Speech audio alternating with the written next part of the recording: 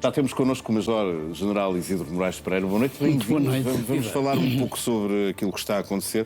Vamos começar, Germano, pela visita de Trump à China. E, Sr. General, o que é que espera desta visita de Trump à China? O que é que pode ser? Bom, eu não estou com muitas expectativas sobre aquilo que a nós nos importa. Aquilo que a nós nos importa era, sobretudo, que o conflito da Ucrânia fosse resolvido. Bom, eu penso que a discussão da questão ucraniana estará no fim da lista de prioridades. Portanto, aliás, vimos agora pelas declarações de Pete Hegseth que estão em conformidade com aquilo que têm sido as declarações, inclusivamente do presidente norte-americano. Vai ser discutido tudo, menos a guerra na Ucrânia. Será discutida certamente a guerra no Irão, porque a China está interessada. A China é uma parte interessada em que o conflito do Irão termine. E termine rapidamente, até porque grande parte dos hidrocarbonetos que são exportados pelo Irão, e eu estou-me a referir quer ao petróleo, quer ao gás, são consumidos pela China. 90% daquilo que o Irão exporta é para a China, justamente. Portanto, a China é uma parte interessada, muito embora esteja a consumir mais da Rússia. Mas está a consumir a preços que não consumia. A China estava com descontos especiais. O preço de referência do barril dos Urais era há bem pouco tempo $52 e mais por barril. E a China ainda tinha, tanto quanto se sabe, pelo menos 10% de desconto sobre isso. Neste momento está a consumi-lo acima dos $100. Portanto, não é rigorosamente nada benéfico para a China. Isto é a questão que nos interessa, porque a questão do Médio Oriente também nos importa, porque nós também sentimos, muito embora a Europa não seja o principal consumidor dos hidrocarbonetos vindos do Médio Oriente, é sim a Ásia, e estou a falar do Extremo Oriente, fundamentalmente a China, a que já me referi, a Indonésia, o Japão e muitos outros, a Singapura e muitos outros países desta geografia. Mas o mundo está globalizado. Portanto, os preços nós também sentimos quando vamos a testar os nossos carros à bomba de gasolina. Já sentimos quando vamos ao supermercado e as contas a pagar são mais altas. E tudo isto se deve ao conflito que tarda em ser resolvido no Médio Oriente. Também nos importa. Agora vamos às outras questões que para nós europeus até acabam por ser questões menores.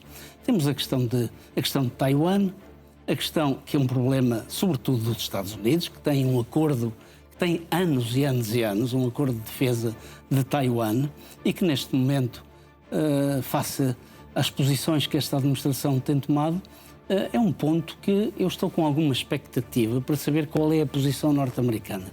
Depois temos aqui a questão da inteligência artificial. Nós sabemos que os Estados Unidos têm algumas reticências na utilização profusa da inteligência artificial, sobretudo em matéria de defesa.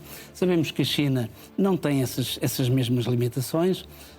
Os grandes promotores da inteligência artificial estão sobretudo nos Estados Unidos e na China. É uma questão que vai ser colocada em cima da mesa, por forma a haver uma coordenação estreita. Depois temos a grande questão das tarifas. É um problema norte-americano e chinês. Temos a questão das terras raras, mais uma vez, é sobretudo uma questão chinesa e norte-americana. A questão dos veículos elétricos. E depois, o problema das tecnológicas. Nós sabemos que Trump levou um batalhão de CEOs das maiores empresas tecnológicas do mundo. E quando eu digo as maiores tecnológicas do mundo, algumas delas são mesmo as maiores empresas do mundo, designadamente a NVIDIA.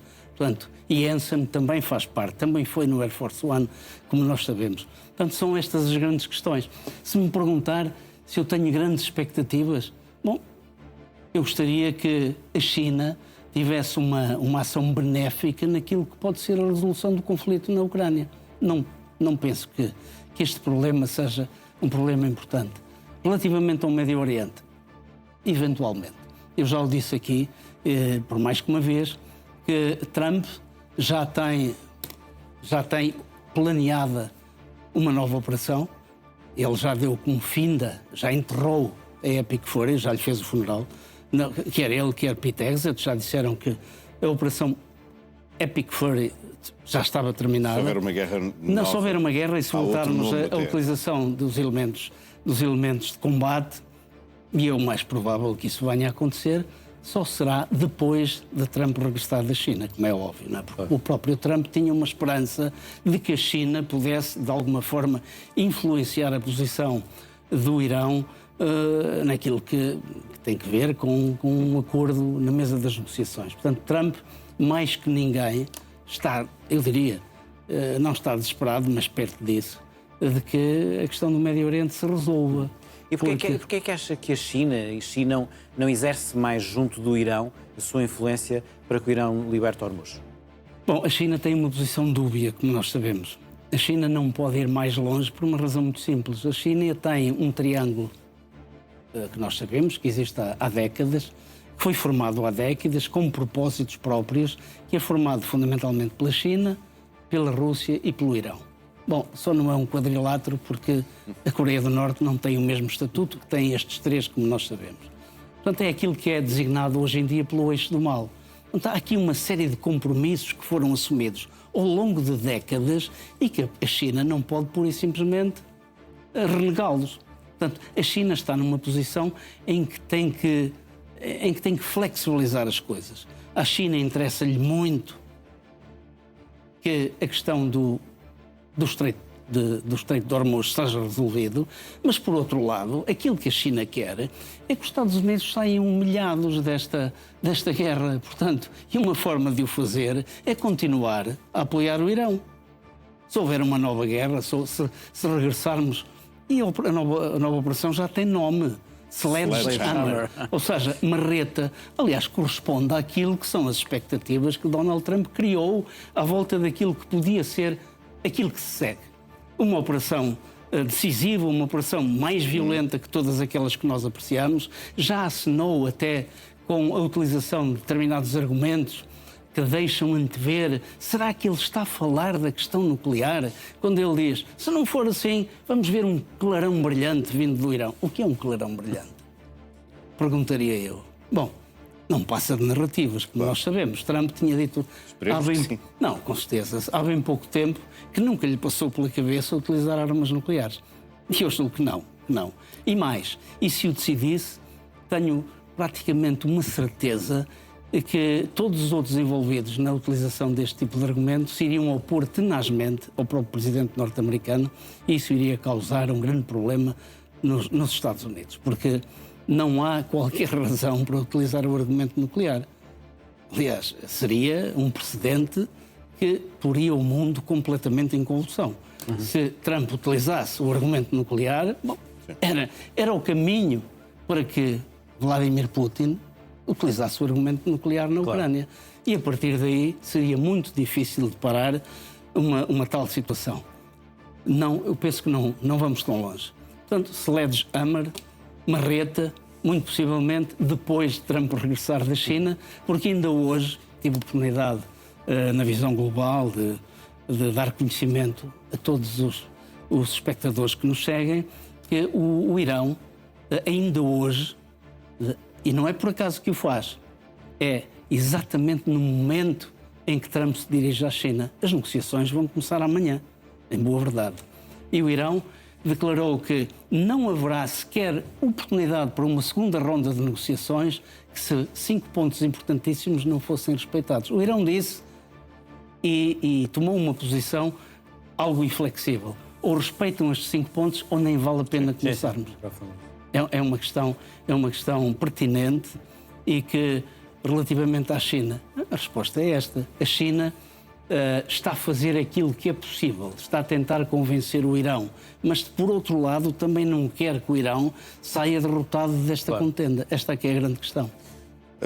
Sr. Major-General, tinha aqui uma questão, porque há poucos dias, no início desta semana, vi uma notícia, uma reportagem da Al Jazeera, a dizer que o Israel tinha construído uma base militar no meio do deserto, mas dentro do Iraque. É extraordinário, não é? O Iraque, imagens de satélite, vamos lá ver. Porque é que isto é possível? São várias razões. O Iraque não é neste momento aquilo que foi no tempo do anterior ditador, de Saddam Hussein. O respeito que Israel tem pela integridade e soberania dos outros países. Bom, neste caso não tem rigorosamente nenhuma, mas o Israel aproveita-se, como se aproveitou da Síria. Vamos lá ver. Israel, quando ataca O Irão, durante estas 6 semanas, quando atacou, utilizou o espaço aéreo de vários países. Não tínhamos qualquer dúvida acerca disso. Portanto, isto é dado. Isso é uma coisa, esta é outra coisa. Esta é outra coisa que é... Porque leva tempo construir até com uma pista de aviação. Vamos lá ver, construir uma pista de aviação... No meio do deserto iraquiano. Improvisada. Uma base israelita. Vamos lá ver, o Iraque tem uma geografia muito própria. O Iraque não tem capacidade para exercer a vigilância de todos os quilómetros quadrados que o constituem. Não tem. Já teve no tempo de Saddam Hussein, neste momento não tem. E Israel aproveita-se justamente dessa fraqueza. Portanto, foi capaz de construir até uma pista de aviação improvisada. O Iraque não tem capacidade de vigilância radar, nem vigilância aérea 24 horas por dia. É importante dizer que, segundo essa notícia, houve um destacamento militar iraquiano de operações especiais que foi até ao local e que foi recebido batido. Claro, como é que havia de ser recebido? Vamos lá ver, se Israel coloca um conjunto de militares seus e os destaca para o interior, para o deserto iraquiano, num local inóspito, onde não há viva alma. Bom, e seja por que motivo for, eventualmente até poderá ter sido o Irão que avisou o Iraque, ou outro país qualquer, porque nós sabemos que a China, através de uma empresa, da Mitsar, comprou... não propriamente fornecida por empresas chinesas, mas adquirida por interpostas pessoas e forneceu permanentemente a informação ao Irão. E não apenas a China. A Rússia fez o mesmo. Portanto, não sejamos ingênuos. O Irão teve informação estratégica fornecida por sistemas satélite e eventualmente, até forneceu informação ao Iraque. O Irão ou outro país das redondezas. E nessa conformidade, o Iraque destaca um conjunto de militares seus para verificar in loco daquilo que se passava. Bom, Israel estava naturalmente sem conhecimento das entidades iraquianas e tinha que se defender, porque se não se defendesse, portanto, é natural que o tenha histórias feito. Da guerra. Agora, são histórias de guerra, mas de facto, quando um país entra numa posição de fraqueza e não é capaz de zelar pela sua integridade territorial, é isto que acontece. Claro. Essas imagens que o Irão foi recebendo. Mas deixe-me só dizer-lhe, esta situação, se transpusermos para determinadas fraquezas europeias e até para a nossa fraqueza, bom, quer dizer, nós também podemos ter eventualmente meios de nações hostis nas nossas águas territoriais, eventualmente, ou até na zona económica exclusiva. Vamos para a próxima semana. Até para a semana. Muito obrigado.